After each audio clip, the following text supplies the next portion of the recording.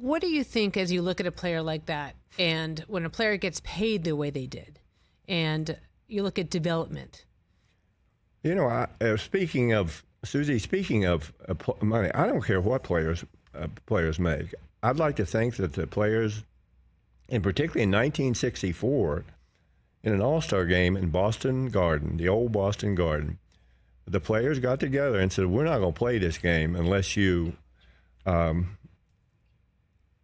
recognize us as someone that can bargain with you."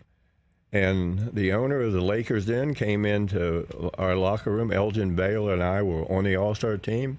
And here was his words. His words were the following: "If you don't play, you're never going to play another basketball game again." And I loved the competition. I still love to watch people compete, particularly in basketball, because it's something that has always been in my blood. And I marvel at some of the things that the players do today. And from that moment on, and Oscar Robertson's involvement in a lawsuit, very much like Curt Flood in baseball, that has opened the gates for these young kids today. And I'm thrilled for them. Obviously, a lot of old timers wish there were other sources of revenues that would help them, because basically you had to have another job in the summer, but you made nothing. And it was just the growth of the league.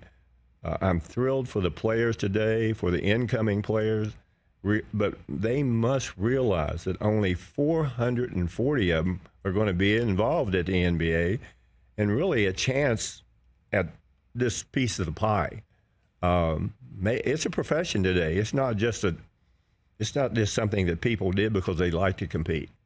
God, you must be you've been covering and been such an integral part of the NBA. You're the logo, after all. And as you see the game change, I know you don't like to say that you're the logo, but I know because you're a very humble guy. But as you see the game change, what's it like for you to watch these players getting the money that they get, thinking about how you guys played and how you guys put in the time and effort versus what these guys get, even unproven at this point? Well, I think the biggest thing, Suzy, it really wasn't the money, because again, you played for a different reason. You played because you love to compete, and from the time, almost all these kids playing today are the same thing. They started playing very young, and obviously some of them separate themselves because of the greatness, their unique skills.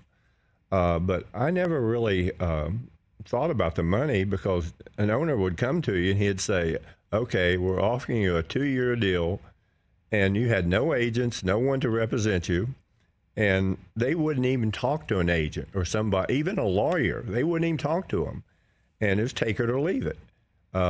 It got to the point where it was very frustrating to have to do that, because you really felt they were being deceptive. And coming from where I came from in West Virginia, I was so naive. It was a joke.